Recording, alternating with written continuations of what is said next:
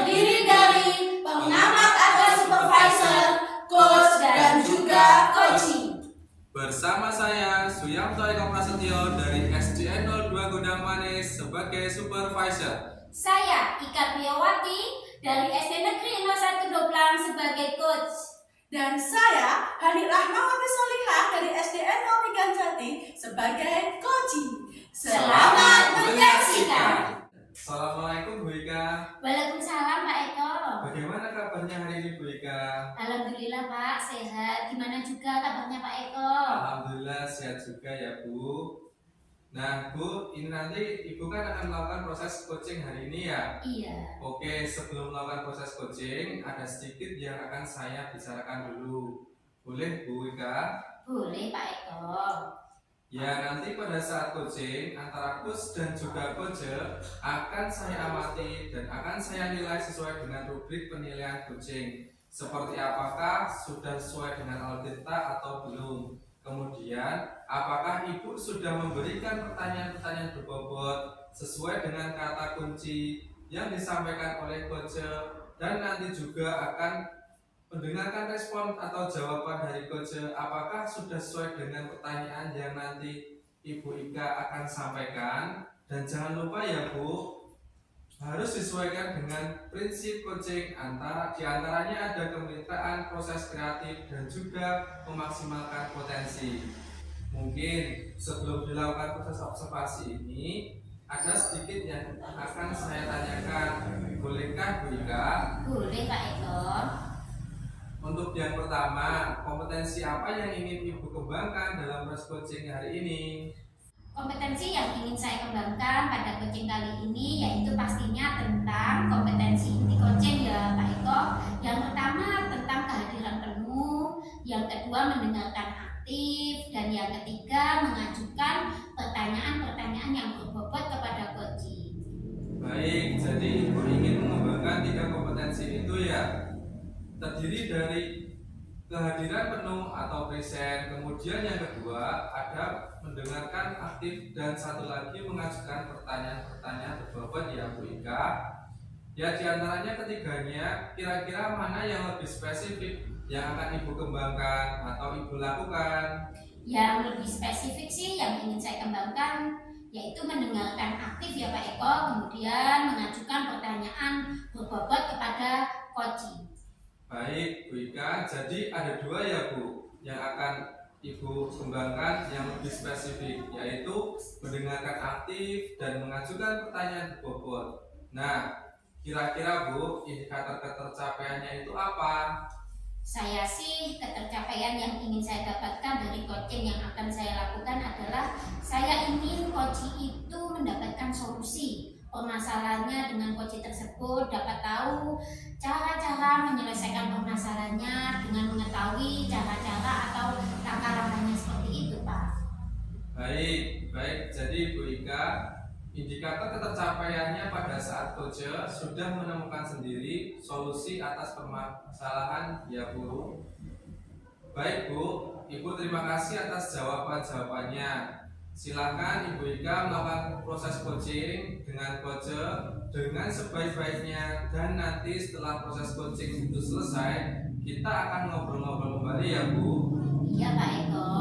Silakan Ibu melakukan proses coachingnya. Terima kasih Pak Eko. Assalamualaikum Bu Hani, gimana kabarnya? Waalaikumsalam warahmatullahi wabarakatuh, Bu Ika. Alhamdulillah, kabar saya baik, Bu Ika. Bagaimana kabarnya Bu Ika? Alhamdulillah Bu Hani. Saya dengar Bu Hani mau menyampaikan sesuatu nih. Mau menceritakan apa ya Bu Hani? Iya Bu Ika, tadi saya WA Bu Ika ya. Saya itu pengen ngobrol-ngobrol curcol gitu lah Bu Ika. Biasa permasalahan di sekolahan. Kita ada waktu 15 sampai 20 menit ya Bu Hani. Silakan Bu Hani mau menceritakan apa nih? Gini ya Bu Ika, di sekolah saya ini tuh saya melihat siswa-siswa di sekolah saya kayak sudah tak semangat gitu loh Bu. Jadi tampak mulai bosan gitu saat pembelajaran. Nah, ketika saya mengamati, jadi saya minjem ya bahasa Jawanya itu di kelas-kelas itu ternyata rekan-rekan guru itu melaksanakan proses pembelajaran dengan cara yang monoton Bu Ika. Jadi beliau-beliau itu mengajar dengan metode ceramah seperti itu. Jadi siswa-siswa itu seperti mulai bosan, nggak tertarik pada ada yang duduknya layak-layak gini, ada yang gelosoran seperti itu, ada yang cuma gomblong aja gitu. Nah, padahal di sekolah kami itu banyak fasilitasnya Bu Ika.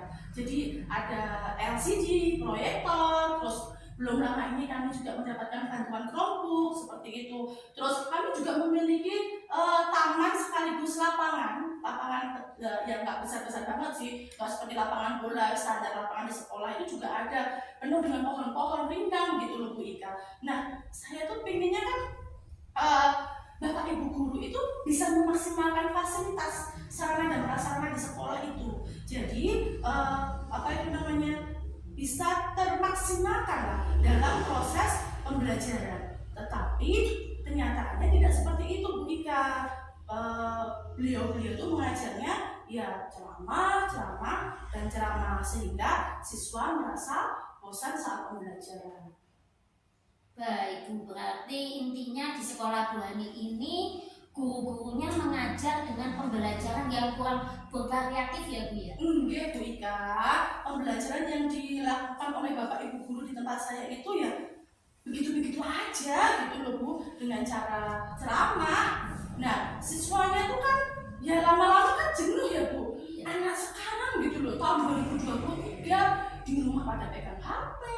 Terus mereka juga udah kritis-kritis gitu kan, nggak seperti zaman kita dulu tahun 90-an ya, diulang gurunya gitu udah anteng gitu, tangan ke depan, tangan ke lipat gitu udah diem gitu kan. Anak sekarang kan nggak seperti itu toh Bu, jadi mereka itu tampak tidak antusias gitu loh Bu saat belajar di sekolah. Baik, jadi Bu Hani kira-kira apa yang ingin Bu Hani dapatkan dari percakapan kita hari ini? Nah, saya itu pengen adanya perubahan loh di sekolah saya, walaupun tidak banyak. Nah, tapi perubahan yang sedikit ini ketika itu berdampak, itu insya Allah akan memberikan pengaruh yang cukup signifikan terhadap pembelajaran siswa-siswa. Jadi, saya tuh pengen dalam proses pembelajarannya itu diubah dikit lah, dengan menggunakan metode pembelajaran yang seperti saat ini bisa lah project based learning, problem based learning, memaksimalkan fasilitas perpustakaan, media pembelajaran, LCD, bisa PPT, video kan. Di sini juga sekolah ini wifi-nya tuh bagus gitu loh Bu, lancar gitu. Nah, juga memanfaatkan fasilitas seperti taman-taman kan enak Bu. Kalau belajarnya di luar kelas kan anak-anak yang awalnya ngantuk jadi nggak ngantuk, yang kontrak-kontrak jadi semangat, seperti itu Bu. Oh, jadi Bu Hani ini ingin adanya perubahan dalam rekan sendiri ya, Iya, untuk berubah dalam cara mengajarnya. Iya Bu, betul. Biar ada perubahan gitu lah Bu, walaupun cuma sedikit gitu kan, sedikit itu tetap akan ada dampaknya Bu. Nah, Bu Hani, perubahan yang seperti apa yang Bu Hani harapkan dari rekan-rekan gurunya Bu Hani di sekolah? Untuk perubahan yang saya inginkan ya Bu Ika ya, jadi perubahan yang menuju lebih baik ya tentunya ya Bu ya, seperti penggunaan metode pembelajaran dan model pembelajaran yang bervariasi. Kemudian di samping itu juga memanfaatkan media, sarana dan prasarana yang ada di sekolah secara maksimal seperti itu. Karena kan di situ sudah disediakan oleh sekolah sudah beli multimedia seperti LCD, screen seperti itu, seperti sound system. Terus sekolah juga telah mengajukan proposal untuk bantuan Chromebook. Kan sayang ya Bu, yang mubazir gitu loh kalau tidak dipergunakan dengan maksimal. Berarti itu pembelajaran yang bervariatif ya Bu Hani ya. Nah, pembelajaran bervariatif itu kan kalau dibilang ideal itu levelnya 10 ya Bu ya. Iya Bu. Nah, kira-kira untuk sekolah Bu Hani itu levelnya sudah sampai mana ya? Gini ya Bu ya, untuk di sekolah saya itu ya mohon maaf ya kalau berbeda dari sekolah yang Bu Ika. Nah, mungkin bisa dibilang gini, kalau di sekolah saya itu levelnya level 5 Bu ya, tidak maksud untuk meng-underestimate SDM di sekolah saya, enggak ya Bu ya, karena kan di sini saya mau sharing untuk mencari solusi, jadi saya harus berkata apa adanya ya Bu ya, karena masih banyak guru yang belum memaksimalkan multimedia, walaupun ada beberapa guru yang sudah memanfaatkannya atau menggunakan media di sekolah. Nah, dari di sini, apakah sudah melakukan pengembangan diri baik menggunakan memanfaatkan teknologi, yakni namanya PowerPoint seperti itu. Nah, sebagian besar itu memang sudah, tapi juga sebagian besar belum. Nah, saya itu kan pengennya Bapak Ibu guru yang belum memaksimalkan itu bisa ikut menggunakan multimedia sebagaimana Bapak Ibu guru yang lain yang telah menggunakan multimedia seperti itu. Jadi pembelajarannya tidak membesarkan. Baik Bu Hani, kira-kira nih di level berapa Bu Hani ingin lihat dari teman-teman Bu Hani di sekolah? Untuk melihat dan mengingat dari segi usia ya Bu ya, di sini itu kan di sekitar 70% itu Bapak Ibu guru itu Bapak Ibu guru yang senior Bu. Usia itu 50 lah, 50 ke atas gitu. Nah, yang 30% itu yang sekitar usia 30-40. Nah, kalau 30-40 kan insya Allah sangat melek teknologi ya Bu ya, jadi tanggap dengan perubahan teknologi seperti itu. Jadi saya itu pengennya naiknya nggak tinggi-tinggi Bu. Tadi kan saya menyampaikan bahwa kondisi realita di sekolah saya adalah di level 5 ya Bu ya. Saya pengen naiknya itu nanti paling tidak ya level 7 itu saya sudah bersyukur sekali Bu. Jadi walaupun cuma di level 7 karena di sini gurunya itu juga alhamdulillah cukup senior. Nah, itu sudah termasuk peningkatan yang bagus Bu. Tapi saya bingung Bu, cara memulainya itu seperti apa? Kalau sudah begitu, Bu Hani sekarang langkah-langkah apa yang akan Bu Hani lakukan untuk membantu guru-guru menggunakan pembelajaran yang bervariasi di sekolah? Untuk langkah-langkahnya mungkin yang pertama ini ya Bu ya, saya akan mendiskusikan permasalahan ini dengan teman-teman rekan-rekan saya tentang perubahan yang ingin saya lakukan, terutama teman-teman yang masih satu frekuensi dengan saya. Jadi kita bicaranya itu forumnya kecil dulu. Saya akan menyampaikan gini, kemarin anak-anak itu ada yang bilang kalau sekolahnya itu udah mulai bosan gitu karena pembelajarannya itu ceramah dulu seperti itu. Nah, nanti saya akan bicara dengan lingkup yang kecil dulu. Dan nanti kemudian kalau ada guru yang pengen merespon gitu kan, ingin mewujudkan keinginan siswanya supaya pembelajarannya tidak monoton gitu kan, biar anaknya semangat belajar, maka saya dan teman circle yang satu frekuensi, maaf itu kan circle ya, kok kesannya seperti anak ABG aja sih, yang teman-teman yang satu frekuensi yang sudah menerapkan media pembelajaran itu, kita bersama-sama bisa melakukan mentoring seperti itu. Berarti nanti Bu Hani akan melakukan mentoring ya Bu ya. Selain mentoring yang akan Bu Hani lakukan, apakah ada strategi lain nih untuk membuat perubahan di sekolah Bu Hani?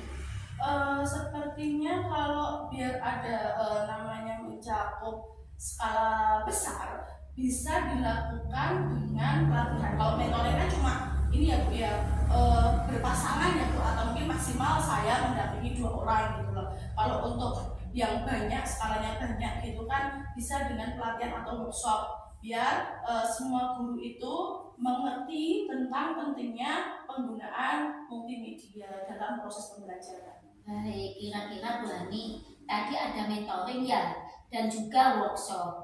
Nah, kira-kira yang akan dilakukan untuk saat ini yang nyaman untuk dilakukan itu metodenya atau strategi yang dilakukan itu yang mana Bu Hani? Kalau untuk saat ini yang lebih mendesak dan bisa segera dieksekusi ya Bu ya, kalau proses persiapan pelaksanaan workshop atau ini ya pelatihan itu kan butuh proses ya Bu. Saya harus mencari pelatih seperti itu atau mengisi narasumber, kemudian ada biaya untuk konsumsi, nggak mungkin lah nggak pakai konsumsi, terus nanti harus ada biaya nyaloni seperti itu.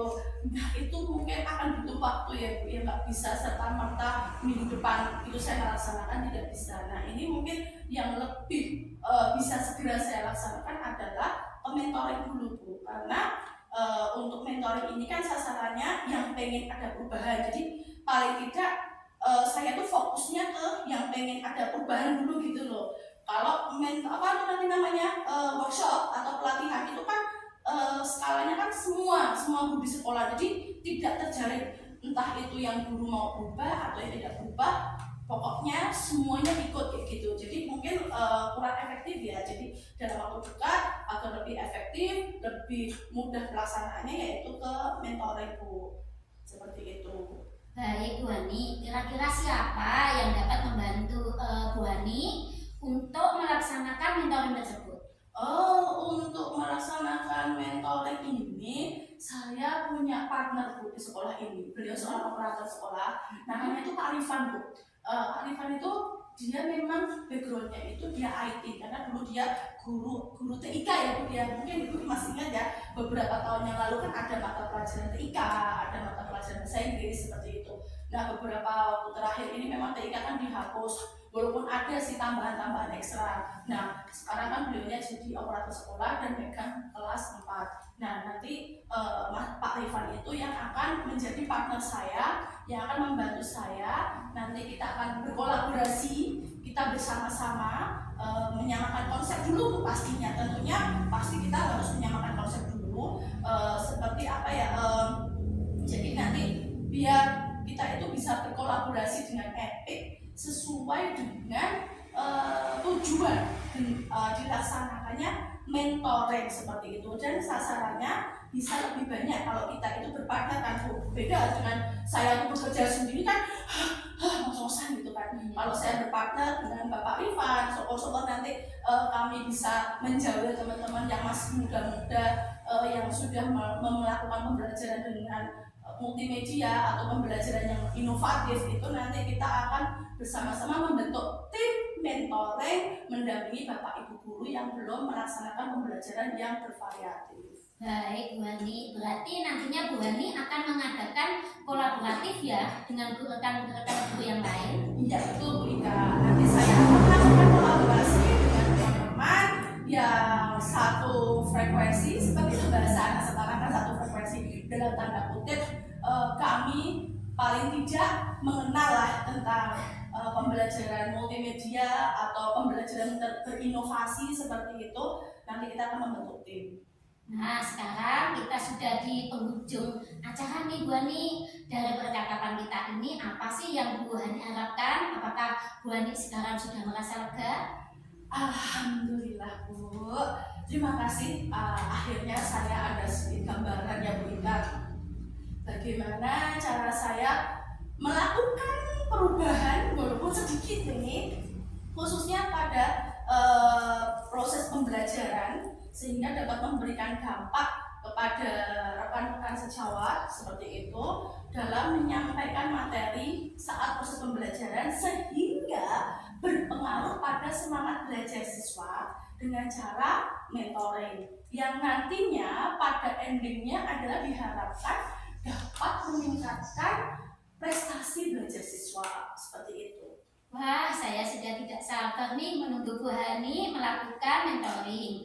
Mungkin Bu Hani kita cukupkan dulu sampai di sini ya percakapan kita. Mungkin nanti di lain waktu kita bisa ngobrol-ngobrol lagi. Ya, terima kasih Bu Ika atas waktunya. Terima kasih sekali, mohon maaf kalau saya terlalu banyak bicara ya Bu Ika. Semoga kita bisa ngobrol-ngobrol lagi di lain waktu.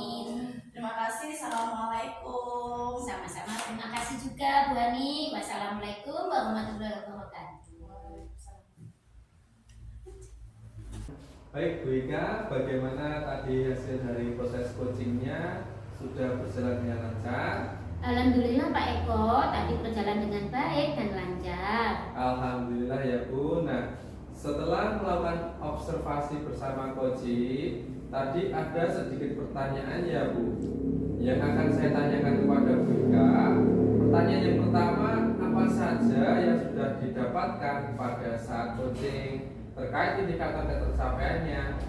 Tadi selama coaching saya sudah melakukan dengan alur data, yaitu dengan menanyakan tujuan, identifikasi, kemudian rencana aksi dan tanggung jawab. Kemudian saya juga menggali potensi dari coaching tersebut untuk menemukan solusi permasalahannya. Begitu Pak Eko. Oh iya, baik Bu. Ibu sudah berhasil ya. Sudah berhasil melakukan proses coaching sesuai dengan alur kita. Sesuai dengan yang tadi saya amati ya Bu, ada beberapa catatan Bu Ika. Tadi sudah berhasil menyampaikan sesuai dengan alur kita, yaitu sudah menanyakan tujuan kepada coaching, kemudian sudah mengidentifikasi permasalahan yang ada dalam coaching. Kemudian Ibu Ika sudah mengarahkan coaching untuk memberi atau mencari rencana aksi atau tindakan apa yang sebaiknya dilakukan, dan juga sudah berhasil untuk menemukan rasa tanggung jawab yang ada pada diri coaching agar rencana aksi yang akan dilakukannya dapat berjalan dengan baik. Iya. Tadi saya juga sudah mendengar percakapan dengan coaching. Ibu Ika sudah fokus terhadap coaching. Arahnya di situ. Ibu sudah ada present atau pelajaran penuh. Kemudian Ibu sudah mendengarkan aktif. Dan tentunya Ibu tadi sudah mengajukan pertanyaan-pertanyaan berbobot ya Bu. Iya.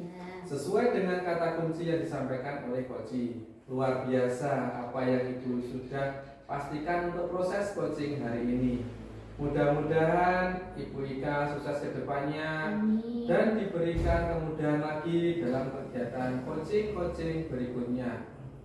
Oh ya, satu lagi ya Bu Ika, bolehlah Ibu untuk kedepannya mengembangkan kompetensi apalagi yang ingin dikembangkan berdasarkan hasil melakukan coaching hari ini Bu Ika. Kompetensi yang ingin saya kembangkan, saya ingin mendalami lebih baik lagi tentang alur tirta agar untuk proses coaching selanjutnya saya bisa melakukannya dengan lebih baik. Itu Pak Eko.